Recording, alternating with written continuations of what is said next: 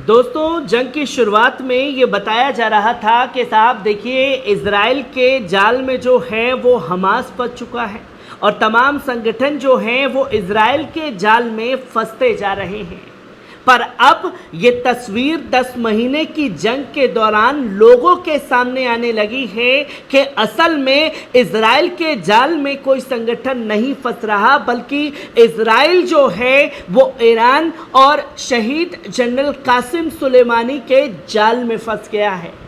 जो स्ट्रैटेजी, जो plan Iran के मुताबिक बनाया गया, उसमें इज़राइल जो है पहले ये बताया जा रहा था कि हार रहा है, पर अब जिस तरीके के जाल में इज़राइल फंसा है उसका अंत होना तय है,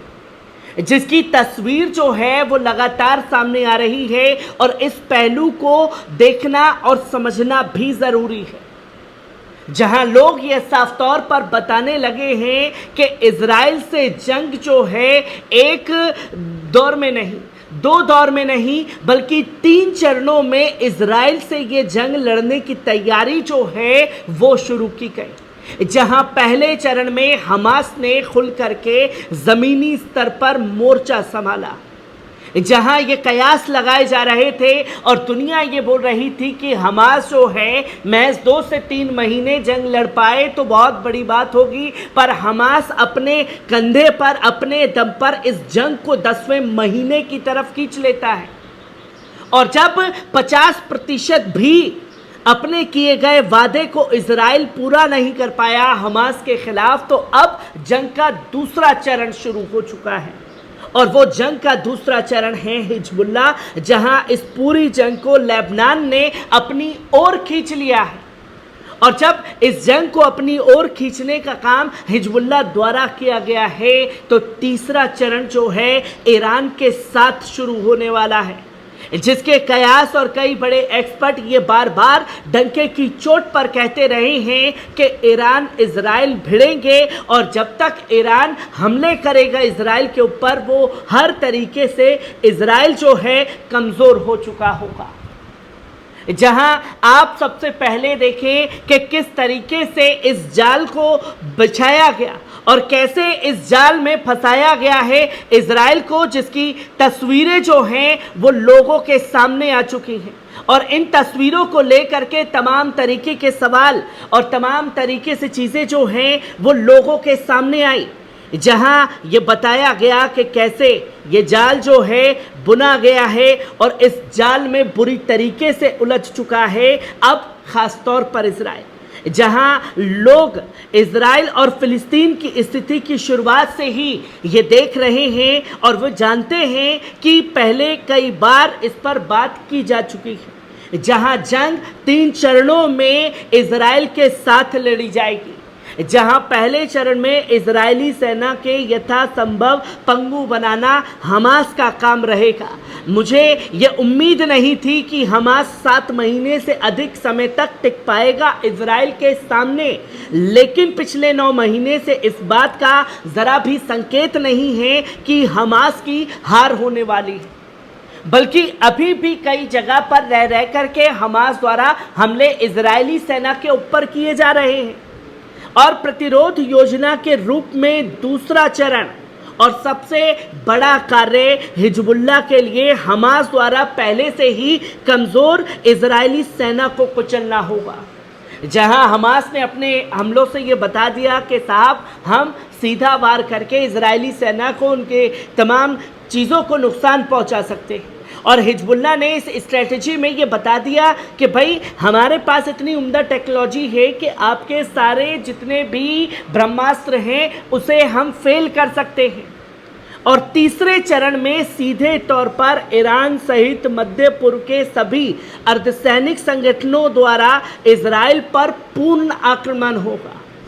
जहां तीसरे चरण में यह साफ तौर पर क्लियर हो चुका है कि ईरान की तरफ से भी हमला होगा, हिजबुल्लाह भी रॉकेट बरसाएगा और इराक की रेजिस्टेंस भी बरसाएंगे, सीरिया में इस्लामिक रेजिस्टेंस भी हमला करेंगे।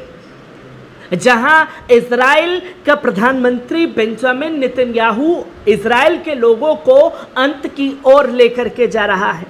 जहां ये पहले ही कहा जा चुका है कि दूसरे चरण की शुरुआत की दहलीज पर है और इजराइल पहले चरण में अपने मन के मुताबिक 50% भी हासिल नहीं कर पाया है। सब कुछ ईरान की योजना के मुताबिक चल रहा है और अब संगठन और गठबंधन को उम्मीद है कि इजराइल जाल में फंस जाएगा और लेबनान पर आक्रमण कर देगा। इससे ईरान का भी काम 3 गुना आसान हो जाएगा। यही कारण है कि हिजबुल्लाह के नेता आए दिन इजराइल को भड़काते रहते हैं।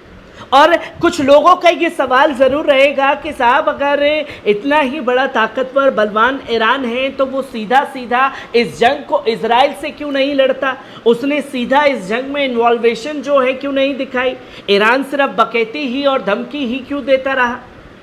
पर यहाँ एक स्ट्रैटेजी बनती है दुश्मन को ख़त्म करने के लिए, जहां दुश्मन की ताकत जो है उसका ब्रह्मास्त्र है कि आप कोई भी मिसाइल डालोगे वो उसके शहरों पर जाकर के गिरेगी नहीं। पर बीते 10 महीने की जंग के दौरान वो पूरी तरीके से फेल करने का काम किया गया है। जहां पहले हमास ने पूरी तरीके से हराया, अब हिजबुल्लाह से चरण में है और ये हिजबुल्लाह से जंग छिड़ती है तो तकरीबन ये भी 10 महीने 11 महीने या साल भर तक छिड़ सकती है, जहां दोनों तरफ से हमले होंगे। और फिर 10-11 महीने के बाद में ईरान जो है और मजबूती से अपने सैन्य कमांड को ताकतवर बना करके बड़ी चढ़ाई इजराइल के ऊपर करने में आसानी होगी, जो कि हर स्ट्रैटेजी की बारीकी से चीज़ों को सामने रखा गया है। और जंग के दौरान पे जो बातें कही हैं वो दरअसल होती हुई भी दिखाई थी। जब लोग ये कह रहे थे कि कोई सेना नहीं कूदेगी तो यमनी सेना कूदी, और जब लोग ये कह रहे थे कि भाई हिजबुल्लाह कुछ नहीं करेगा, हिजबुल्लाह पीछे हट गया, तो हिजबुल्लाह अभी भी जंग में टिका हुआ है। जहां ये कई इजरायली सैन्य कर्मियों के लिए स्पष्ट है, जो पहले से ही इस विचार की लगातार सार्वजनिक रूप से आलोचना कर रहे हैं कि नेतन्याहू को सैन्य कार्रवाई जारी रखनी होगी ताकि उसके बाद अपनी सीट और अपना जो सिर है ना खोना पड़े। यदि नेतन्याहू लेबनान पर आक्रमण करने का निर्णय लेते हैं तो ये इजरायली राज्य के सब कुछ अंत की तरफ ले जाएगा, जिसका खुलासा खास तौर पर किया जा रहा है। और ये सब कुछ जो है सुलेमानी की शुरू से ही योजना रही थी, जिसका खुलासा जो है कई इंटरनेशनल मीडिया द्वारा भी किया गया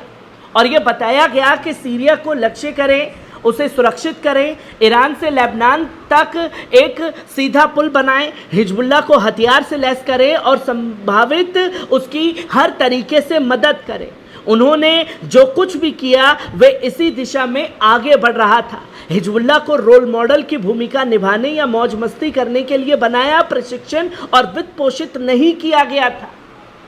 जो कि सीधे तौर पर बड़े हमले करने के लिए सक्षम है। और ये 3 चरणों का खांचा जो है जंग के दौरान में पूरी तरह से तैयार है। जो काम ईरान ने कर दिया है वो और कोई मुस्लिम देश नहीं कर पाया, क्योंकि ईरान के जाल में पूरी तरीके से इजराइल जो है अब फंस चुका है।